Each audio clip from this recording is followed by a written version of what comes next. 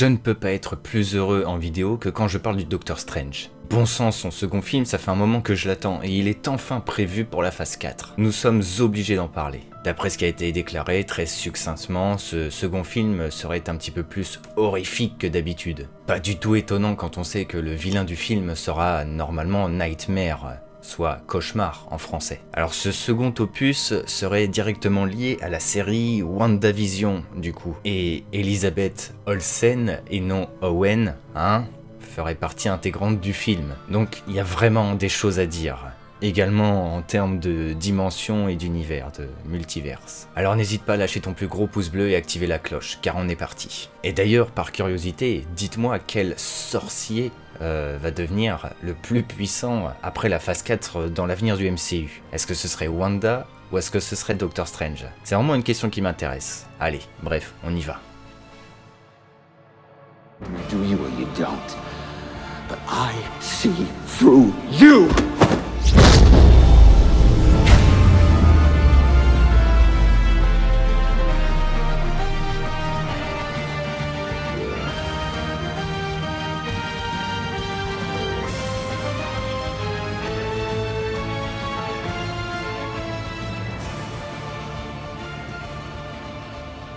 Le cas de Wanda est vraiment sous-coté et bon sang, vous n'imaginez pas à quel point l'avenir du MCU va être lourd avec le développement de ce personnage. J'aimerais pour commencer simplement parler du pourquoi, du comment la sorcière rouge serait aux côtés de Doctor Strange dans son deuxième opus et quel est le rapport avec la série WandaVision. Tout d'abord, relier Doctor Strange et Wanda, c'est ultra intéressant. Effectivement, la sorcière rouge est un personnage beaucoup plus puissant qu'on le pense. Cette dernière agit sur la réalité, par le biais de ses pouvoirs. Ça, c'est dans les comics, mais il y a moyen de réagir intelligemment là-dessus. Effectivement, Wanda possède des pouvoirs contre nature, elle ne les possède pas depuis la naissance. Elle n'a pas appris via un enseignement, mais les a acquis quand elle n'était qu'une cobaye d'Hydra. C'est une optimisée. Ce que je veux dire, c'est que Wanda possède des pouvoirs contraires à ceux du Docteur en quelque sorte. Elle peut manipuler la réalité des gens, comme elle le fit avec les Avengers dans leur second opus, et modeler des objets, les contrôler, les déformer. Bref, tout ce que Mordo souhaite combattre. Tiens, une grande phrase de Wanda serait judicieux à souligner. La peur des autres, je n'y peux rien. Il n'y a que la mienne que je contrôle. Si la série WandaVision est reliée au film de Doctor Strange 2, nous pouvons définir plusieurs choses intéressantes. Premièrement, dans les comics, Wanda possède 2 enfants avec Vision. La série prévue par Disney et Marvel se passant après Endgame, nous pouvons très clairement supposer que cela arrivera. Mais ce n'est pas le plus intéressant. Effectivement, Wanda a peur de ses pouvoirs et se contrôle. Une grande puissance sommeille en elle. Nous savons que le méchant du film sera Cauchemar. Ce dernier vient de la dimension des rêves, une dimension que les humains atteignent pendant leur sommeil. Il est tout à fait plausible, voire sûr que Wanda sera tourmentée par un événement, comme par exemple la perte des souvenirs de Vision par exemple, suite à sa reconstruction après Infinity War et Endgame. Ce n'est qu'une simple idée. Mais si Wanda perd le contrôle à cause de la peur, il se peut que dans un excès de colère, cette dernière manipule la réalité et ferait venir Cauchemar par erreur dans la réalité que nous connaissons. Ce qui justement accentue cette idée que Doctor Strange 2 serait techniquement le premier film d'horreur du MCU. Facile à comprendre pourquoi. Et c'est à ce moment que Doctor Strange interviendrait. Évidemment, le multivers n'est qu'une question de temps, et Doctor Strange est le héros parfait pour l'introduire. Info croustillante, il était apparemment prévu que Strange envoie Thanos faire une balade dans le multivers, comme l'avait fait l'ancien avec le Docteur. Donc c'est que le Docteur n'a plus sous le coude que l'on pourrait le penser. Stephen, étant le sorcier suprême et un personnage d'une très grande sagesse, ce dernier devrait renfermer la réalité de Cauchemar et apaiser le futur tourment de la sorcière rouge. Il est obligé que Strange devienne comme un père, un professeur, envers la jeune protagoniste. Stephen pourrait lui apprendre à contrôler et manipuler ses pouvoirs pour en exploiter toute sa puissance. D'ailleurs, si nous voulons raisonner logiquement, si WandaVision est une série qui se passe avant ou pendant le second film du Docteur, et donc que Wanda joue dedans, c'est que c'est elle la cause du problème, et de la venue de Cauchemar. Surtout que Doctor Strange n'est apparemment pas forcément prévu dans la série, ce qui veut dire qu'il n'agirait que dans son film, donc il serait l'élément de résolution. Et puis, le film s'appelle Multiverse of Madness, soit le multivers de la folie. On comprend très vite de qui on parle. Dans tous les cas, Marvel nous prouve par le biais de cette phase 4, soit une nouvelle introduction d'une nouvelle histoire du MCU, qu'ils veulent allier certains personnages entre eux et créer de nouvelles relations, ainsi qu'une nouvelle équipe. Bon ok, je sens que ça ne vous plaît pas, ça me rappelle clairement une ancienne vidéo. Essayons de remonter le temps pour... bah non, merde. Peut-être que Wanda peut nous permettre de changer de réalité. Non, pas celle-là, vite. Bon, ça va faire le taf.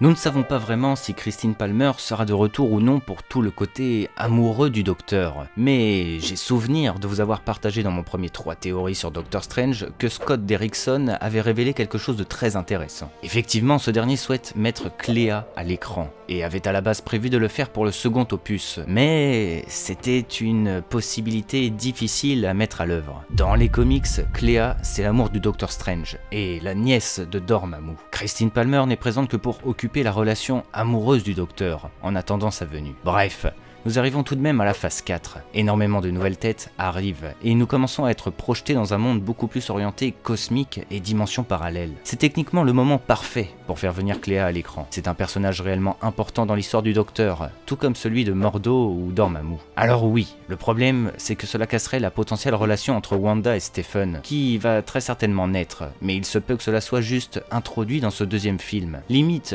comme une scène post-générique. On parlait de Mordo, tiens. Mordo va également faire son retour et devenir plus puissant et plus dangereux. Mais je ne pense pas qu'il faut le voir comme un antagoniste principal. Nous savons que pour ce deuxième opus, ce sera Cauchemar de toute façon. Mais Mordo va devenir un ennemi secondaire récurrent, et techniquement le rival du Docteur Strange. Ce dernier veut réduire le nombre de sorciers sur Terre, car cela crée pour lui une instabilité dans l'univers. Wanda est clairement la plus dangereuse à ce sujet, comme je vous l'affirmais dans la première théorie. Il se peut que cette dernière affronte Cauchemar aux côtés de Strange, mais que Mordo souhaite également l'éliminer, vu sa dangerosité par rapport au monde, aux réalités et à l'équilibre. Si je suis si convaincu que Mordo et Cléa apparaîtront et seront si importants, c'est qu'ils sont des protagonistes principaux des comics du Doctor Strange et sont liés à Dormammu, l'ennemi ultime du sorcier suprême. Dormammu reviendra forcément un jour, surtout quand il saura que Strange ne possède plus la pierre du temps. Ce serait alors une potentielle relation avec Cléa qui pourrait sauver le Docteur en calmant son oncle. Ce qui est en tout cas fascinant, c'est tout ce côté équilibre de la nature par rapport au pouvoir des sorciers. Wanda est vraiment dangereuse pour l'univers, et je me demande vraiment comment Strange va faire pour lui apprendre le contrôle et la sagesse. Mordo lui ne voudra pas en faire autant, et quand il découvrira que Wanda est contre nature, il souhaitera l'éliminer au plus vite. Pour continuer, sans la pierre du temps, Doctor Strange perd son moyen de protéger la Terre de Dormammu, par exemple. Ce dernier se permettait de l'utiliser dans d'autres dimensions comme la dimension noire, car le temps a très peu d'importance dans cette dernière, et ne perturbe donc pas l'équilibre naturel de l'univers. Strange maîtrise aujourd'hui les dimensions, et son pouvoir a augmenté. La pierre n'était qu'un artefact, un bonus. Mais sur les 14 millions de futurs différents, Strange sait forcément des choses sur le futur, et peut-être même du coup, le post-Endgame. Néanmoins, la question du retour de Dormammu n'est pas à négliger, et notamment avec l'arrivée de Cléa. Effectivement, dans les comics, ce dernier retourne vers la Terre, car il sent que le sorcier suprême d'origine est en perte de vitesse, et il voit donc une chance de le vaincre. Sans la pierre, Strange pourrait attirer Dormammu sans le vouloir, qui aurait l'information de cette perte. Bref, dans tous les cas, moi ce qui me hyperait de ouf, c'est que justement Cauchemar va pouvoir lire les peurs les plus profondes de Wanda et de Doctor Strange, via la dimension des rêves. Voir des potentielles vérités cachées. Il se pourrait que nous pourrions voir les faiblesses et les plus grandes peurs du Docteur. Un retour de Dormammu, la vengeance de Mordo, la mort de Tony. Stephen n'a cessé de nous montrer sa puissance et sa sagesse. Voir ses faiblesses nous montrerait ce côté plus humain du sorcier suprême. Bon allez, pour cette dernière théorie, là, il me faut une dimension encore plus folle. C'est parfait.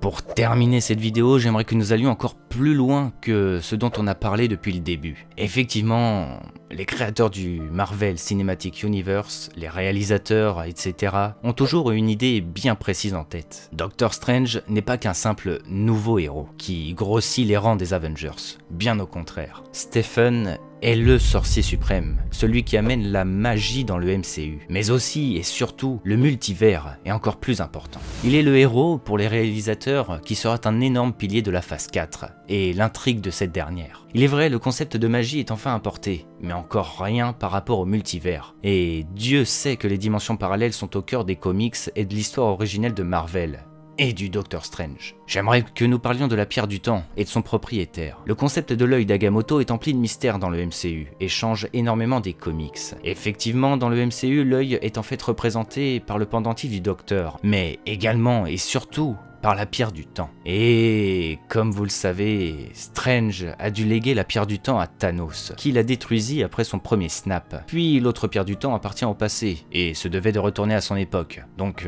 bref, vous avez compris l'idée quoi. Strange ne possède plus son arme ultime, et surtout ne possède plus ce pourquoi les sorciers suprêmes se battent. L'œil est présent depuis le tout premier sorcier suprême, et est une arme permettant de défendre la Terre face à des menaces externes, comme Dormammu par exemple. Et c'est là que la problématique intervient et devient intéressante. Est-ce que Doctor Strange est toujours légitime à sa condition de sorcier suprême, et va-t-il devenir inutile du coup? Dans les comics, l'œil est associé à la vision, de la vérité, et à la magie blanche. Seul un être pur, comme le Docteur avec des intentions claires, peut le manipuler. Contrairement au MCU, car la symbolisation a été changée pour les films, bien que le réceptacle de la pierre du temps ne peut être ouvert que par Strange. C'est la pierre qui est importante. Preuve avec Thanos, qui a pu s'en servir avec ses mauvaises intentions. C'est une pierre d'infinité après tout. Mais cela ne veut pas dire que Strange n'a plus d'ambition et va s'éteindre. Au contraire, Agamotto, le premier sorcier suprême, avait créé 3 objets mystiques,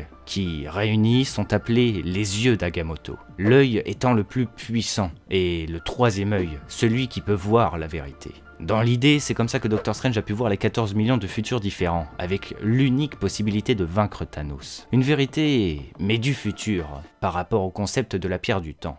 Bref, le second objet est associé au concept clé du pouvoir, si je ne me trompe pas, et c'est la colonne vertébrale d'Agamotto. Puis le dernier, celui qui nous intéresse, est le globe d'Agamotto, cette fois-ci lié au concept de la préscience. Alors oui, ce concept dérange un peu car dans le MCU, nous pourrions l'associer également à la pierre du temps, permettant de voir les événements à venir. Mais je pense qu'il faut plutôt voir ce concept par rapport aux dimensions. Effectivement, le globe d'Agamotto est un objet qui a déjà été montré dans le MCU, mais très brièvement. Le globe, ou l'orbe d'Agamotto, est situé à Camartage, soit le sanctuaire des sanctuaires, là où l'ancien se tenait quand il a accueilli Strange, plus exactement dans la chambre des ombres. Dans le MCU, cet orbe est présenté comme simple objet permettant de surveiller les 3 sanctuaires, celui de Londres, New York et Hong Kong, qui eux permettent de défendre la Terre face à des menaces comme Dormammu. Mais c'est un objet qui peut avoir un tout autre sens. L'orbe permet dans les comics au Docteur de se transporter dans des dimensions extérieures et détecter des dangers liés à la magie. Si multivers il doit y avoir,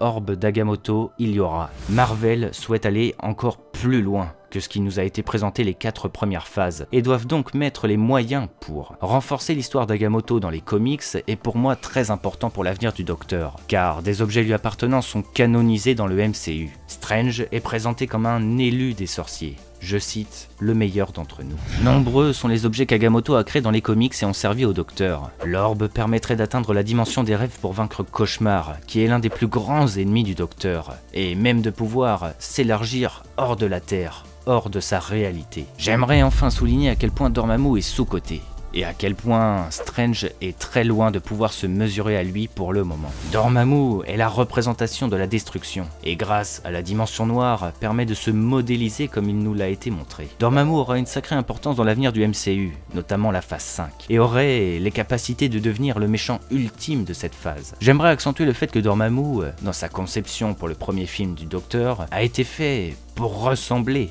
à Strange. Benedict Cumberbatch a même prêté sa voix au méchant, et le visage ressemble beaucoup à celui du Docteur. Tout ça pour qu'il représente le côté obscur, justement, du Docteur. C'est à quel point le Docteur et Dormammu sont liés, et grandes seront les batailles entre les 2 protagonistes. Mais nous ne sommes pas encore là pour le moment.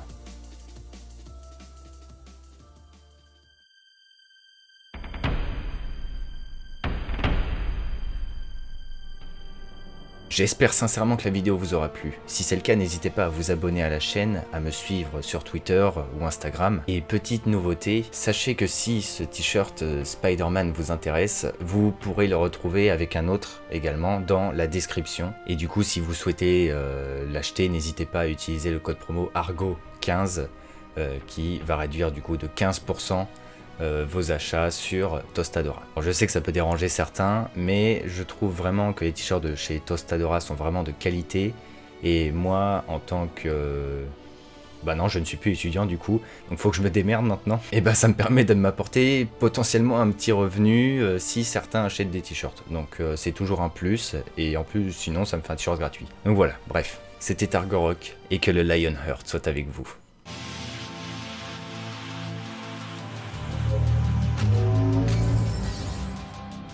Tiens, mais qu'est-ce que c'est que cette dimension? Aéro, c'est toi? Aéro? Je suis venu marchander. Et merde.